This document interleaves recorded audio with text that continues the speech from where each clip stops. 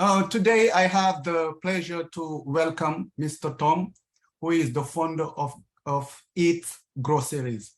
Mr. Thom, thank you very much for joining me under the Human Rights Tree. Glad to be here. Few months ago, I think a year, I wrote a piece about gardening. Basically, what I was saying in that piece, that we should be more self-reliant. We should not wait a government or a company to come and provide us food if they don't want to. We should start doing our own gardening. But through the years, I have been talking to you, and you told me that one of your idea that you really care for is to provide food to communities that are located in food desert. Is it the case? Yes. Okay. Just so I would love to have a conversation about that. And basically, I would like to know, what need to be done to make that thing possible, and what obstacle are you facing to implement your idea. But before we go through the subject, I just want to know, who is Thom? Oh, I have always been entrepreneurial. I used to run a sales crew when I was 17 years old in the south side of Chicago. Okay. I had an office in downtown Chicago when I was in high school in the Uthrt Theater building, and 4 employees. Since then, when I graduated high school, I went to university, ran an office near St. Louis. Anyway, I left Chicago and traveled to about 16 different countries, and over the next 40 years, and then I returned to Chicago. My background became more automation systems and dealing with things that interest me, which is became being a mentor in Bronzeville in the Children of Incarcerated program, and as a big brother in the Big Brother and Sisters program, and realizing that there was a real need in the Chicago community to deal with the neighborhoods that have been pretty neglected since I left. And I've been back for 15 years. And I didn't see that there were anything in the way of improvements. In fact, it seems to have declined since 1968 during the riots. And I worried that the disparity between the wealthy and the poor is getting so great that we're setting ourselves up for possibly future worse discontent than we have today, which could be more criminality and more disparity and more hopelessness. Yeah, I'm assuming you were born in Chicago, correct? Yes, I was born in Chicago, stayed here through high school. Okay, where in Chicago? West Side. Can you describe me a little bit, how was the West Side when you were growing up? Blue collar, mostly white, became first the white flight, and then the black flight has now continued. I lived just near Madison Street and went to school on Madison Street, which was the next to downtown. It was the heaviest commercial area of Chicago. We had 4 movie theaters, every kind of shopping that you can imagine. And now it's pretty much vacant. And back when I was even younger, we had a streetcar going down the middle of the street. So that commercial corridor became one of the most sad, neglected areas of Chicago. And it was the second most busy next to downtown Chicago. Wow. So now, if I kind of understand your vision, you want to bring your skills back to the community in the West Side through bringing healthy food. And your company name is EATS Groceries. Can you basically describe us what the company meant for you and what is the company is about? Well, we like to say we're innovative, but I guess that if you were to look at it from my perspective, from an automation standpoint and from a supply chain management standpoint, we're simply taking the actual functions that have worked successfully in many different types of businesses and scenarios. One that you might be more familiar with is the Amazon type of home delivery or being able to supply everything from a warehouse. Okay. By doing that kind of initiation of thought and innovation, instead of doing what hasn't worked for the last 54 years, we would be able to actually be sustainable and profitable. Because what we've found over the last many years is that there have been a lot of well-meaning intentions to solve the problem by putting in a supermarket or putting in a Save-A-Lot or an Aldi, and with successive failures. We even have in Chicago tried putting healthy produce on buses, and IT&T, I think our engineers remodeled a donated CTA bus, and it would be filled with things and go to the communities that needed it the most. But like your idea of grow your own food, it's probably a good way to do things. It's just people don't want it or accept it. They won't show up on a specific corner at a particular time to buy what they want. They won't go through the effort, either from a lack of knowledge or inability to spend that time to grow these things. So although there is a population that benefits from those things, it's a very tiny population. And to make change, we have to go after not the 5 or 10% that are willing to do whatever they can to be healthy.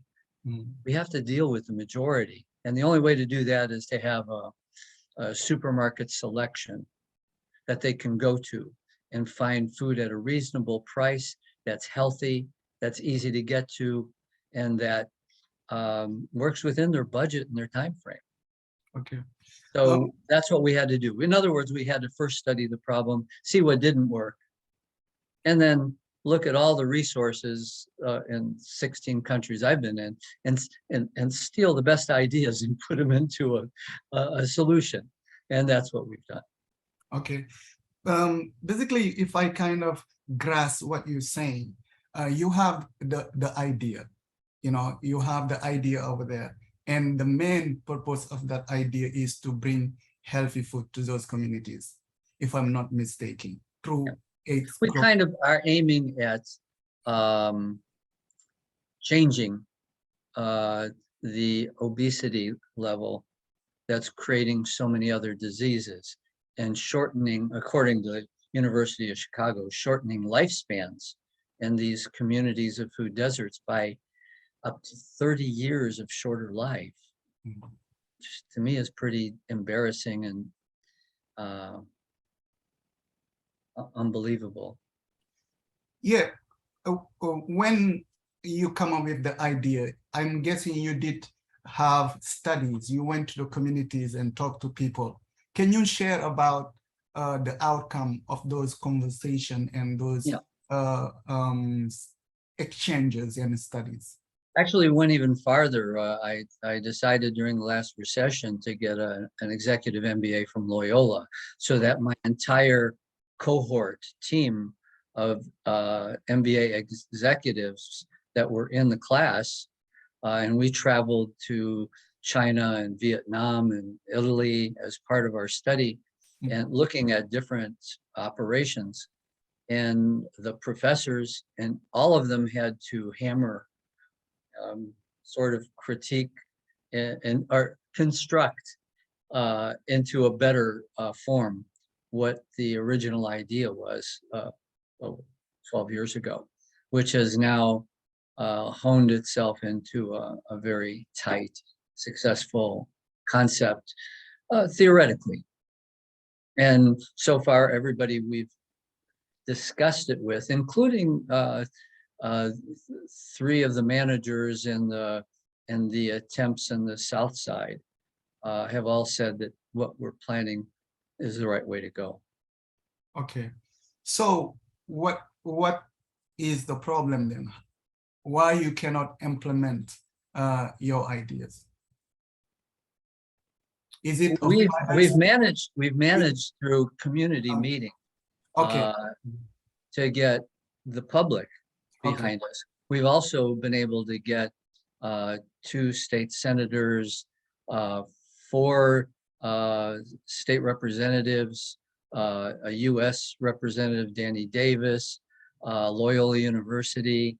We had great article in the full page from Pulitzer Prize winner Mary Schmitz about our efforts. And also WGN-TV recently did an interview with us on the site where we plan to build the 38,400 square foot warehouse. Okay. That's retail warehouse in the Austin area of Chicago on the west side. But without the alderman backing in any of the communities we had chosen on the south side, and then on North Lawndale, and now on Austin, we were prevented by the alderman from to implement. Basically, I shouldn't say prevent. I will say that without getting their endorsement, we chose that it would not be successful because we feared that without the alderman's backing, we could have problems with permits and inspections and things that we are in Chicago. Okay, so basically, I believe that in any project, you are getting involved into, you have to have the idea, you have to have a plan, and I think you have already the idea. You went to different countries and talked to people about your ideas, and they brought their input, and the money. You have to have the money. Yeah, no, we had to show that we had you have to have like a certain percentage of the money to apply for a grant from the city. Now, although we've only asked for half of the money and a grant that the supermarkets that have even failed have received already, we partnered with Wintrust Bank, and between them and us, we have $3.5 million that we put aside for this venture, and we're only asking for $5 million on the grant from the city, which is, like I said, less than half of what the others received for standard stores that haven't been successful. Okay, yeah, I think you answered the question I wanted to ask, because I feel like you have the idea, you have the plan, and now you talk about the money, because the money is a key. Why you think the city or the alderman is not backing you on bringing healthy food for their constitution? Well, this is not something we're supposed to talk about, but since you're asking, and I'm not a politician, I'll answer it. The aldermen are in a difficult situation, especially when they're in an impoverished neighborhood. They all want the same thing, or most of them want the same thing, which is to get reelected. And to do that, they have to raise money. Okay. Very expensive to run a campaign. And since they can't get the money from the community, they have to get the money from somewhere. So they get it from investors. In order to get it from the investors, they have to have something to give to the investor. Well, as long as there's white flight and then black flight, they have vacancies. And these vacancies, when the neighborhood has high crime um, and poor educational opportunities in the schools, it's not desirable. And a house that would be a $500,000 house in a different neighborhood may cost little to nothing. Sometimes you can get them for $1, sometimes for $50,000. That same house that was a single family house might then, after the investor gets it through the alderman, and maybe he's grateful to the alderman, that might show up in the campaign fund. Well, that same unusual situation of buying it cheap by market value, that investor can then take it to Chicago Housing Authority, and the government will reimburse by square footage instead of market value. So because of these square footage is good, they could put a 3-family unit in a single family home and charge $1,000 a floor. And the thing is, the one living in it is maybe paying $350 to $300 a month. So they're paying $1,000 a month for the unit, for the whole building, which is more than enough for them to have purchased it for as little as it cost. But on square footage, the investor gets reimbursed another $700 per floor, or about $3,000, a total of about $3,000 a month, and buys hundreds of them. And if that vacancy rate clears up in the poor neighborhoods, there's nothing for the investor. And as a result, the money to the alderman dries up. And so in a way, although in most people's mind, you'd think you'd want a revitalization, but a revitalization would kill the ability to get campaign money. So it's almost a requirement to maintain the crime in order to maintain the vacancies, in order to maintain the profits. Well, So, I think it's a daisy chain of one thing causes the other thing. Yeah, basically between bringing healthy food, having the idea, and bringing healthy food to the communities, there are other realities between. There's obstacles. The economical interest, there is a political interest between them. But you have been an entrepreneur all your life, since you were very young. And I believe in it any time that you start an idea, you come up with plans, and I feel like the plan A is not working. What are your plan B or C to be able to bring health to those communities? That's a really good question, because as an MBA, one of the things you always do is you say, what if everything goes wrong? What's your exit strategy? And obviously we have a plan A, a plan B, plan C. Plan A is that we're going to be getting the grant that we're expecting this fall and break ground this year. Okay. The site is already done. The site is chosen. The architectural plans are already drawn. The architects are selected. We have a group of investors that all have the skills that we need.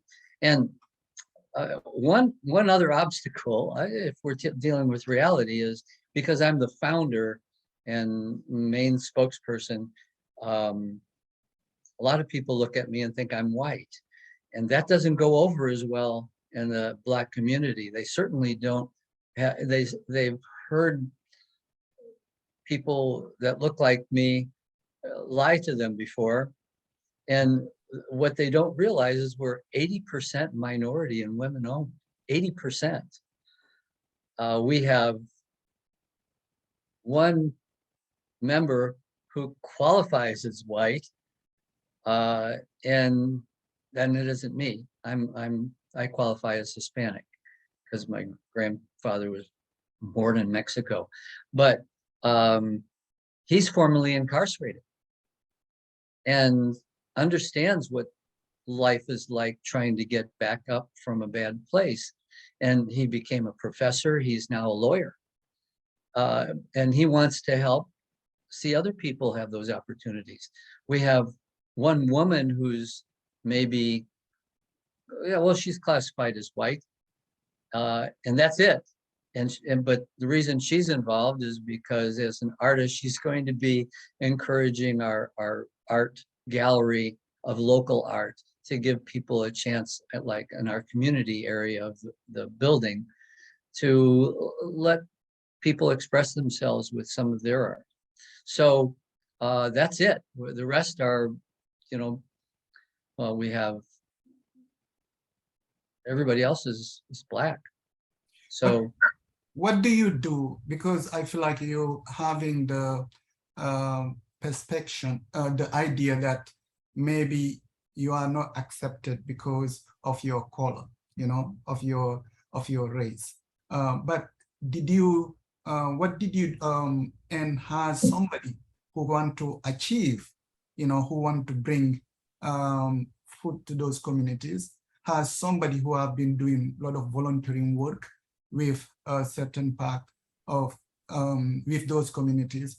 Did you try in many ways to kind of share your story and have a conversation with those people who believe that you should not be accepted? well, one, I try to make sure that I never go 100% alone, but I mean, one of our members, Walter Kindred, has been a friend of mine and went to school with me through high school in the same homeroom for 4 years, and we graduated together. He's, a little blacker than you are, and that's just one obstacle. But I'm trying to delegate more so that although I know the most about all the little details about what we're doing, you asked me a question about a plan B, and our plan B is that if we can't get people from the community to come and make our store successful, which means they would rather pay double at the local corner store for a smaller selection and less quality. And they don't want to ride our coach bus, which is free, that goes up to a mile away and brings people safely into the store. And maybe they don't want the entertainment center and the meal tastings. And for some reason that doesn't work. Let's say everything we put in, including the child care for our employees, the kid zones for the kids to play while the shoppers are shopping, the teen entrepreneurship program that allows us to divert the money from mailing and newspaper for your weekly flyers to a teen with a territory who is given a territory, gets paid to deliver the flyers, and as a membership store, the more members that come from his territory, the more he gets paid.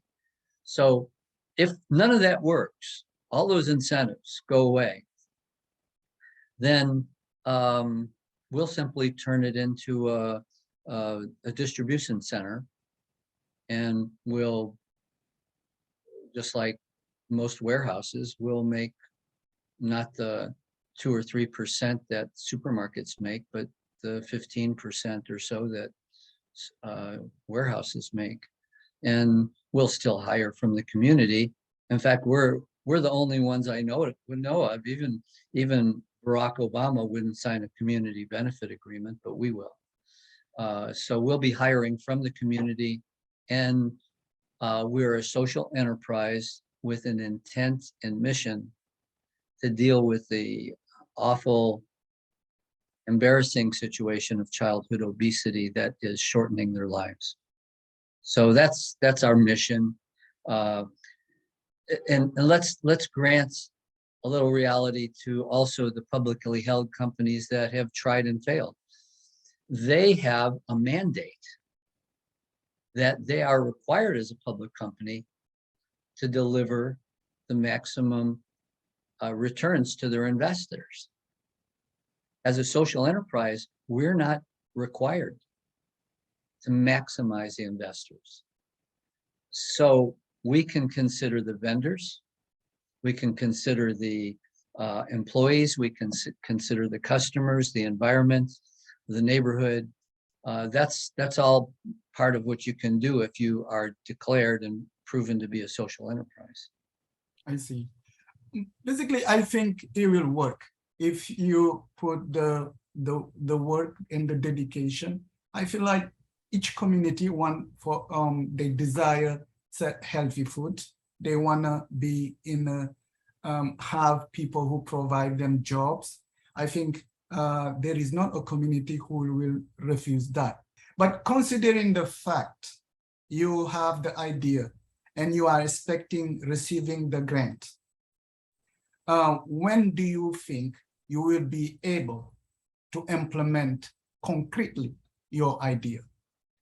Well, we hope to break ground this year. We were told we'll have an answer from the city in the fall. That means we'll break ground this year, and it'll take us 1 year to build the $8 million facility. One thing I know you're going to hit me with, but I guess I should tell you why the other stores that have tried failed.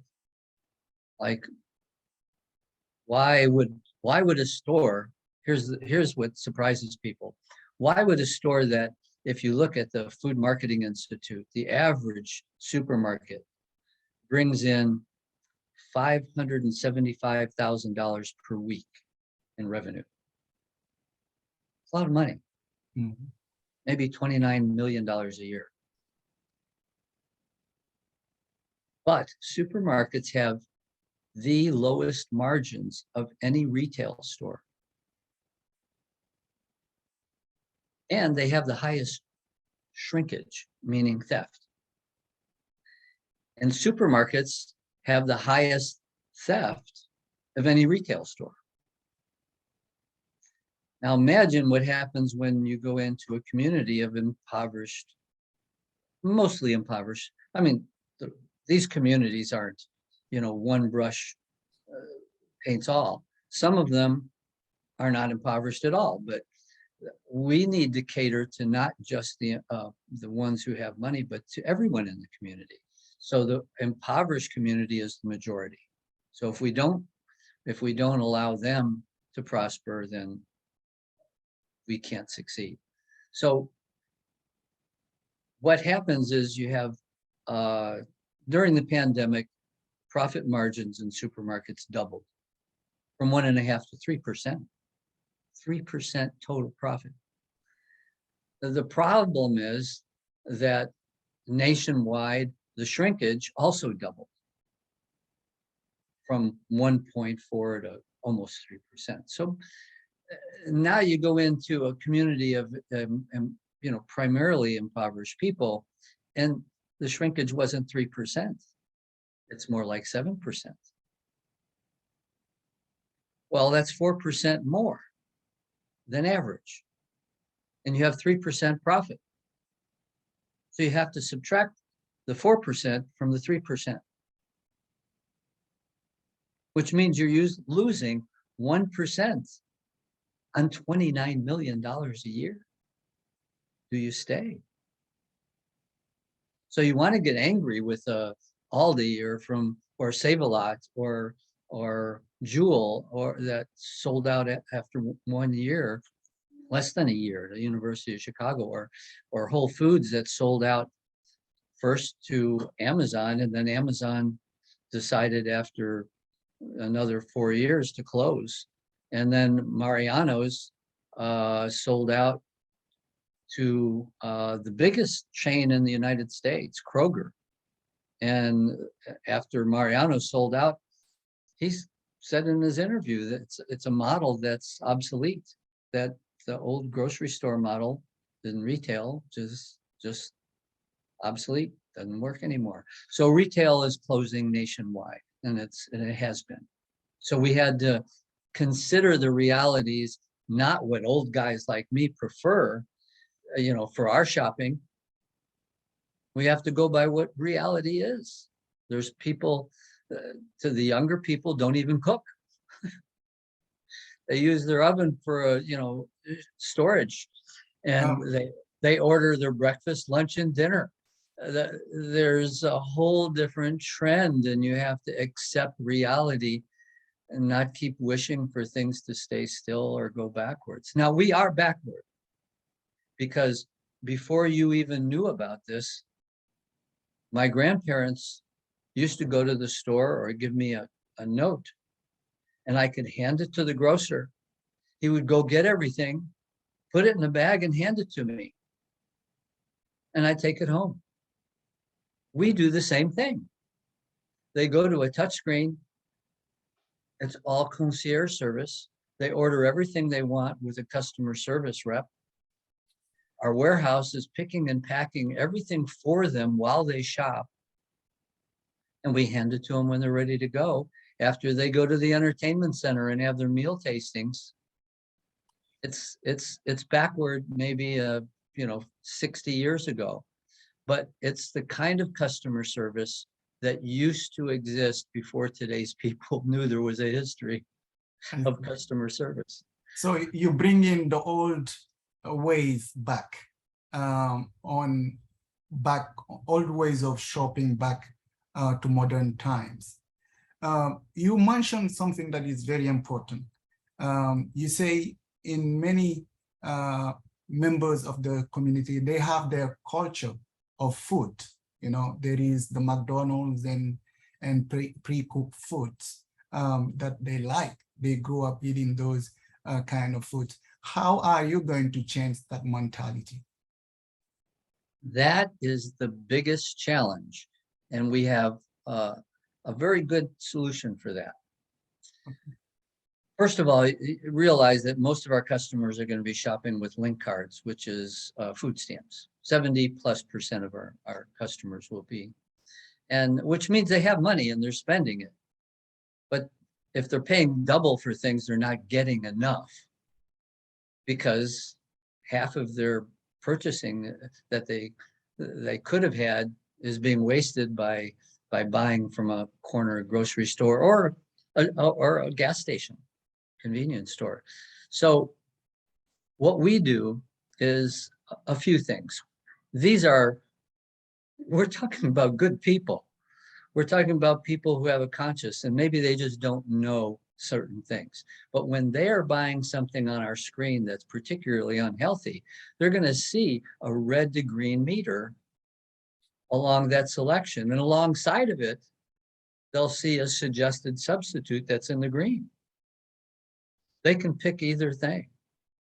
We'll even let them know with pop-ups on the screen things that maybe would be helpful for them to know. Like, this is the first generation of 10-year-olds not expected to live as long as their parents.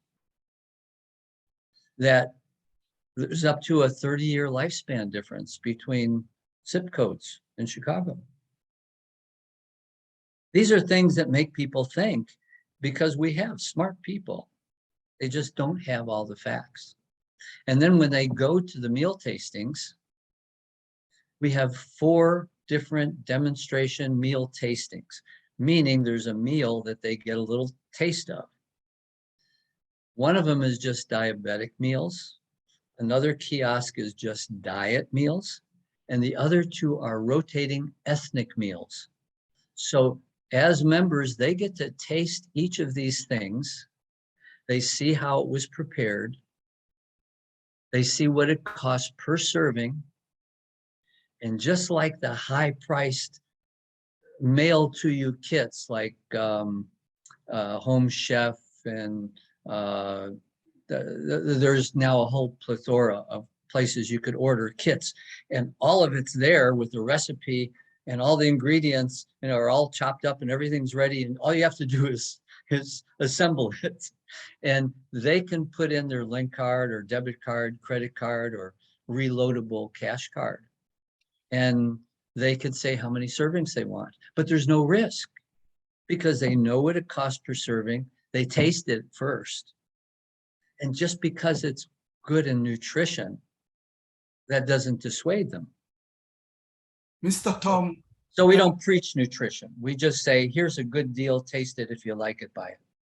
Yeah, we have less than 1 minute left, but I know we are not going to be able to discuss everything. So we will try to find another day to continue the discussion.